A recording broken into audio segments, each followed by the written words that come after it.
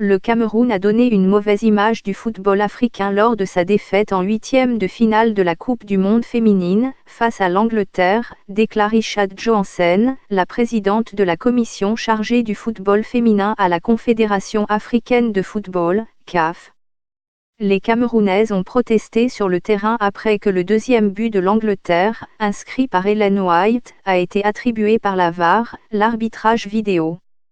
Votre guide de la Coupe du monde féminine. Ce que le football masculin peut apprendre du football féminin. Le Cameroun a été visiblement bouleversé lorsque, dominé au score 2-0, un but d'Ajarachou a été écarté par la VAR en raison d'une position hors jeu de la Camerounaise.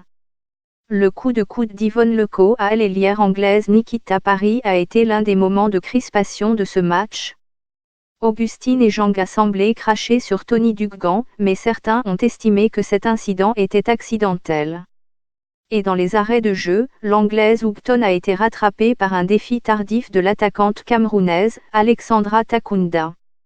Et si les hommes et les femmes jouaient au football ensemble? La Fédération internationale du football association annonce qu'elle étudie le comportement du Cameroun lors de cette rencontre. D'autres informations seront fournies en temps utile, a déclaré un porte-parole de la Fédération internationale du football association à la BBC. Ishad Johansen, elle, estime qu'en raison des nombreux incidents de cette partie, une enquête doit être ouverte par la CAF. Johansen, qui est également présidente de la Fédération sierra-léonaise de football, a qualifié d'embarrassant le déroulement de la partie.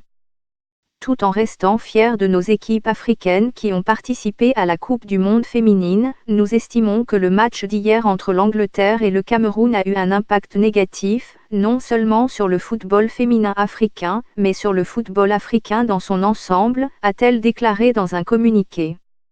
C'est une nécessité pour la CAF de comprendre pourquoi ces incidents ont eu lieu, selon Ishad Johansen. Le sélectionneur de l'Angleterre, Phil Neville, a dit qu'il avait honte du comportement de l'équipe du Cameroun. Aziza Oshoala, l'anti-princesse du football lors d'une conférence de presse donnée après le match, il a dit que le jeu a été entaché d'une erreur de jugement. Je ne pense pas que nous ayons refusé de jouer, a-t-il fait valoir pour démentir le refus de ses joueuses de vouloir bouder le match.